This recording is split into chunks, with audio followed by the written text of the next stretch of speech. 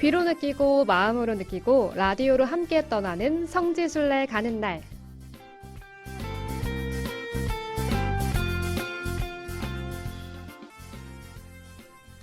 이 시간은 라디오를 통해서 비대면으로 성지순례의 즐거움 또 감동도 느껴보는 시간인데요. 오늘은 해외 성지로 함께 떠나봅니다. 대표님 어서 오세요. 네, 안녕하세요. 성바로 행사 정동춘 바로입니다. 반갑습니다. 네, 반갑습니다. 대표님과는 방송에서는 처음으로 뵙는데요. 제가 오늘로 입사한 지 꼭 2주가 되는 날인데 제 이름 잘 기억해 주시면 좋겠는 마음으로 앞으로 읽어도 정효정, 또 뒤로 읽어도 정효정이니까요. 잘 기억해 주시면 좋겠습니다. 네, 기억하겠습니다. 네. 그리고 저도 잘 부탁드립니다. 네, 잘 부탁드립니다. 그러면 대표님은 그동안 이 해외 성지순례로 많이 바쁘셨다고요? 네, 이스라엘에 2월 들어 2번 갔다 왔는데 이스라엘에 한국 신자분들 굉장히 많이 들어오시더라고요. 그래서 많은 분들이 예수님에 대한 사랑, 열정이 대단하시구나라는 것을 느꼈습니다. 네, 그럼 오늘은 이스라엘의 어느 장소로 성지순례 좀 떠나볼까요? 네, 오늘은 성지에서 베타니아라는 지역으로 가볼까 합니다. 네, 이 마리아 또 마르타의 이야기의 배경이 되는 곳으로 알고 있는데요. 또 라자로가 소생한 곳이라고도 하더라고요. 네, 그렇죠. 예수님께서는 순환을 받으시러 예루살렘에 올라가시는 여정에서 마리아와 마르타의 집에 머무르시고 나자로를 소생시킨 곳이기도 합니다. 여기서 특히 우리는 베타니아 하면 좀 헷갈릴 수가 있는데요. 세례자 요한이 요르단강 건너편에서 세례를 베풀던 베타니아는 다른 지역이라고 생각하시면 되겠습니다. 네, 그리고 예수님의 순환 여정에 있어서 이곳 베타니아가 또 상당히 중요하다고요. 네, 그렇습니다. 제가 지난 시간에 에리고에 대해서 말씀드렸었는데요. 잠깐 복귀하자면 먼저 예수님께서 이제 공생활을 마치시고 순환 여정에 출발하시잖아요. 그래서 출발을 갈릴리에서 하시고 그다음에 에리고에 이제 도착하십니다. 여기서 누가복음에 따르면 예수님과 예수님을 따르던 제자들 그리고 여인들이 포함이 돼 있었겠죠. 이 일행이 사실은 에리고에서 에리고로 가려고 할 때 중간에 사마리아가 있거든요. 사마리아를 거쳐서 가려고 했는데 사마리아인들이 예수님의 일행이 사마리아를 들어오는 것을 거부를 하죠. 그래서 예수님과 그 일행들은 요르단강 옆길을 따라서 에리고에 이제 도착하시죠. 그리고 에리고에 도착하신 예수님께서는 눈먼 소경의 간절함을 보시고 이제 치유의 기적도 행하셨고 그러면서 세리였던 자키오 집에 머무시죠. 어떻게 보면 성서의 맥락상 예수님께서 에리고의 자키오 집에 머무신 다음에 오늘 제가 설명해드린 베타니아로 가신 것 같습니다. 네, 이제 그러면 예수님과 일행들이 베타니아에 도착하는 여정, 또 순환과 연관된 내용도 안내해 주시겠어요? 네, 먼저 위치로나 여러 가지 사항, 지리적인 사항을 말씀드리면 먼저 에리고에서 예루살렘으로 올라가는 길은 로마 시대 때 하나밖에 없었다고 그래요. 그래서 제가 지금 예수님께서 예루살렘으로 올라가셨다고 표현을 하고 있는데 이유는 앞전에 말씀드리겠지만 에리고는 지중 해수면을 기점으로 마이너스 200이고 예루살렘은 지중해 해수면 기점으로 해발 800m 산이거든요. 따라서 이제 1km의 차이가 있죠. 그래서 어떻게 보면 에리고에서 예루살렘으로 올라간다. 그러면 에리고에서 예루살렘으로 1km의 그 높이로 계속 올라가고 있는 오르막길이기 때문에 제가 올라간다라는 뜻이고요. 또 에리고에서 예루살렘까지 거리로 따지다 보면 대략 20km 정도 되거든요. 지금이야 버스 타고 휙 가면 한 40분 정도 되면 가는데 예수님 시대 때는 광야 길을 또 하나의 길을 따라서 예루살렘으로 계속 올라가야 되기 때문에 성인 기준으로 7시간에서 8시간 걸린다고 그래요. 더욱이나 예수님은 예수님뿐만 아니라 제자들도 있었을 것이고 성모님과 갈릴리에서부터 계속 동행한 여인들이 있었기 때문에 더 시간이 많이 걸렸을 거라고 판단이 됩니다.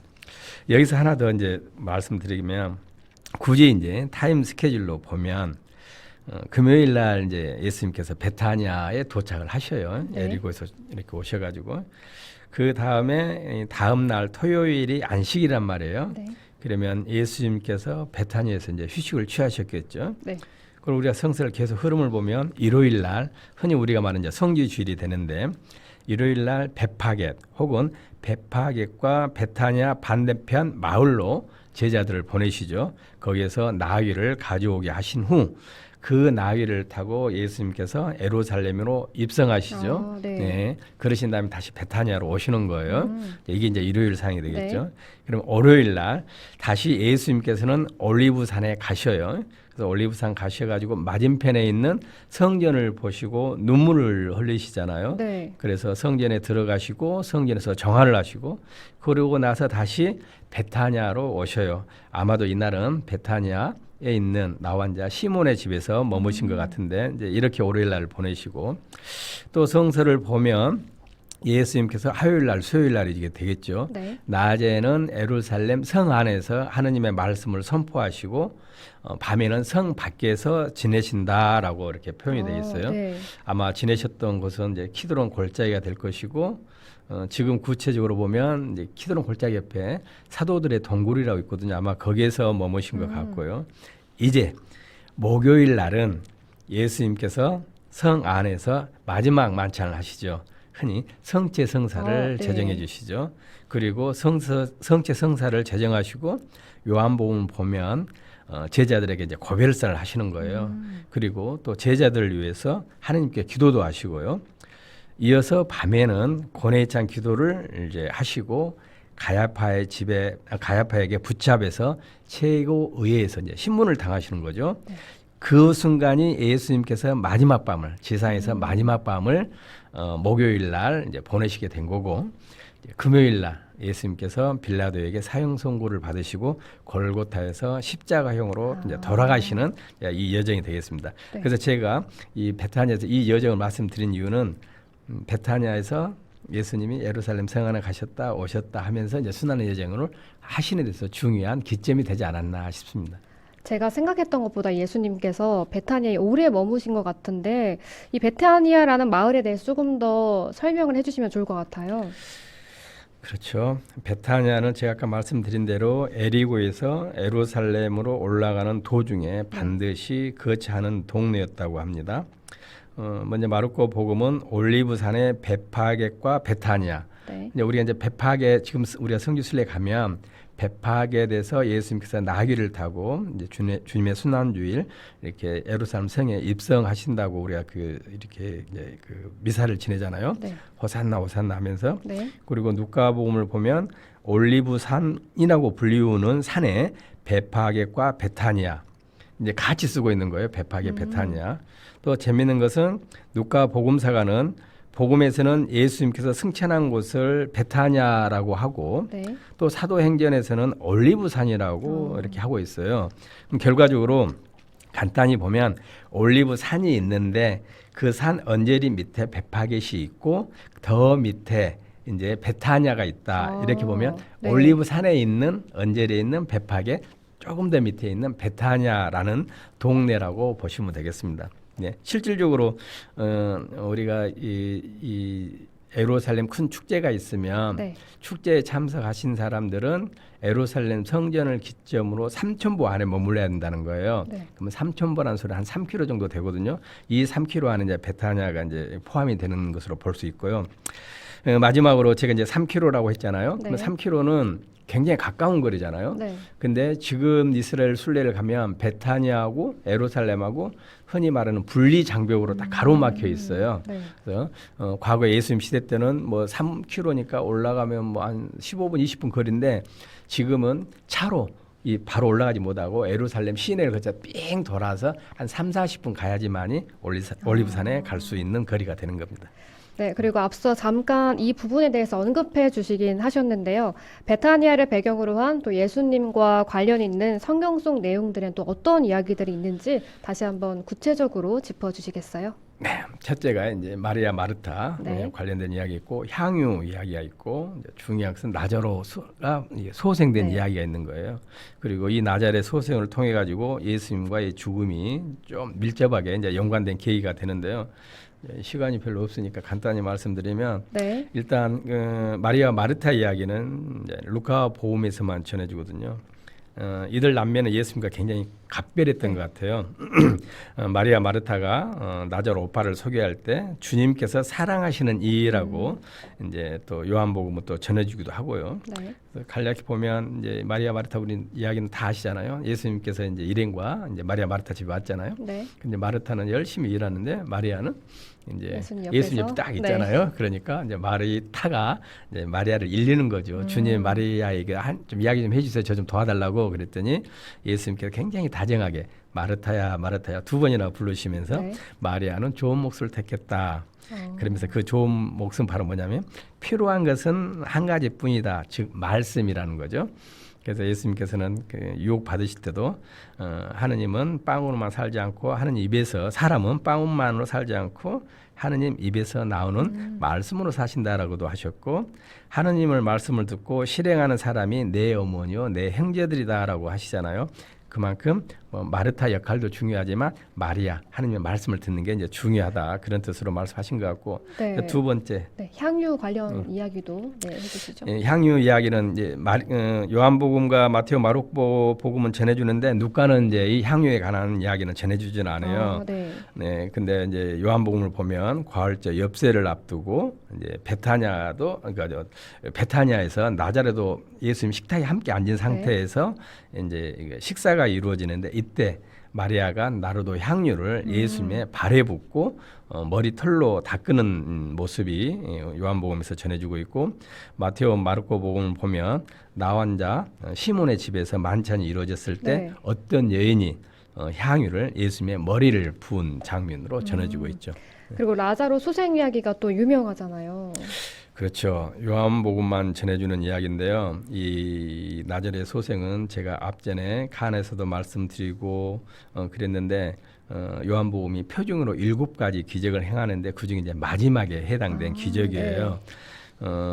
이제 성사상 흐름을 보면 가월절 엿새 전에 베타니아에서 행해진 만찬에 참석하시는데 그 전에 요한복음사가는 이제 나자렛 소생 사건을 전해주죠.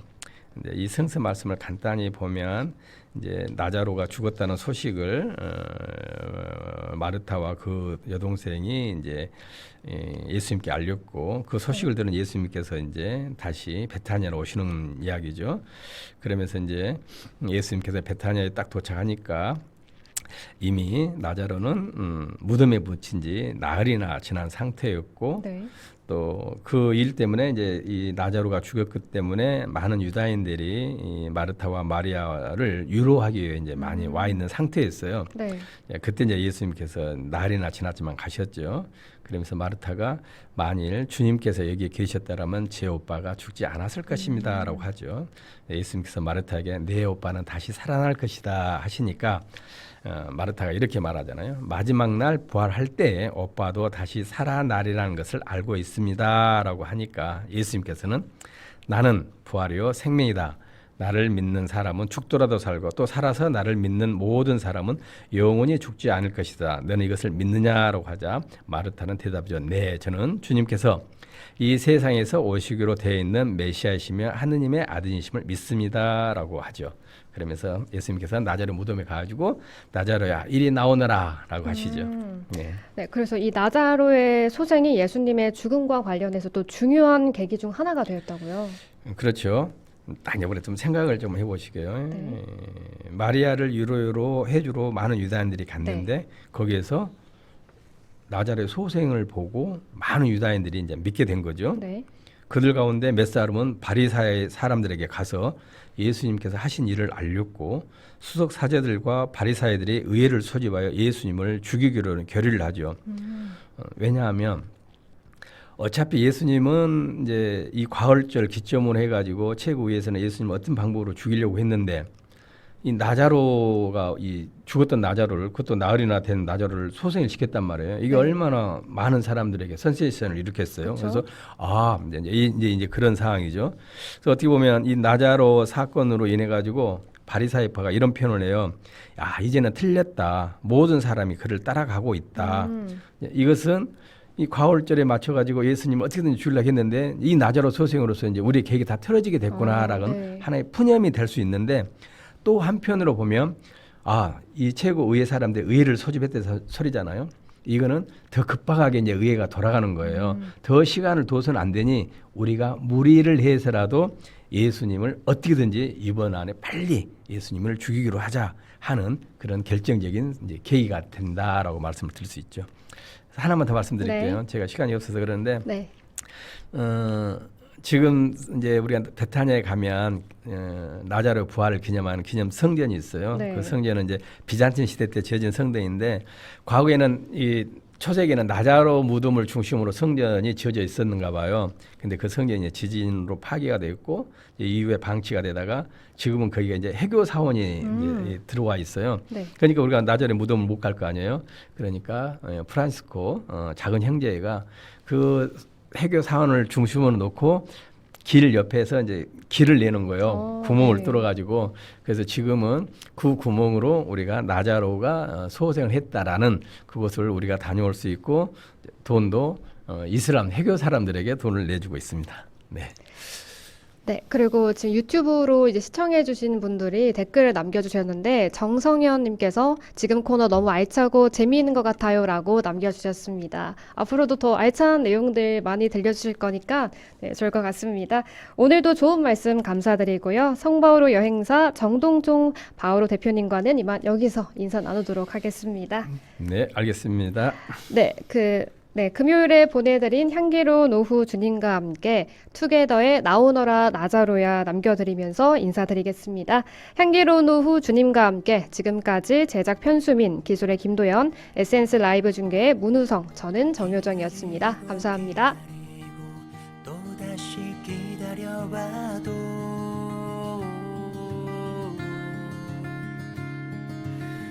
아무런 소식 없는 너무나도 매정한 주님,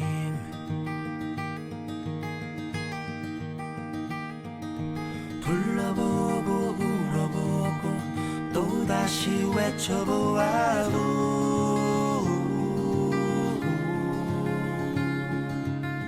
아무런 대답 없는 너무나도 잔인한 주님,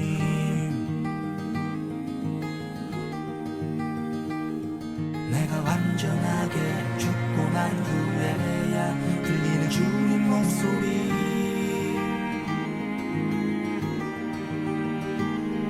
내가 완전하게 죽고 난 후에야 내게로 오시는 주님, 나오너라 나자로야,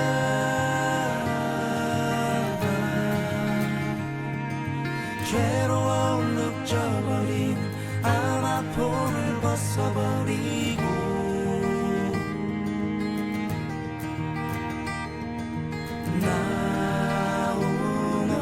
나오너라 나자로야,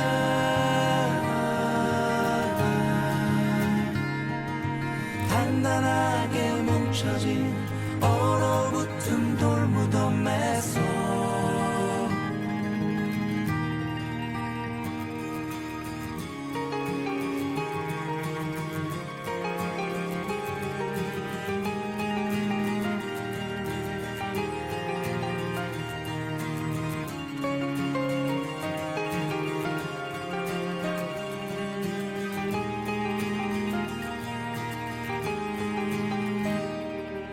기다리고 기다리고 또다시 기다려봐도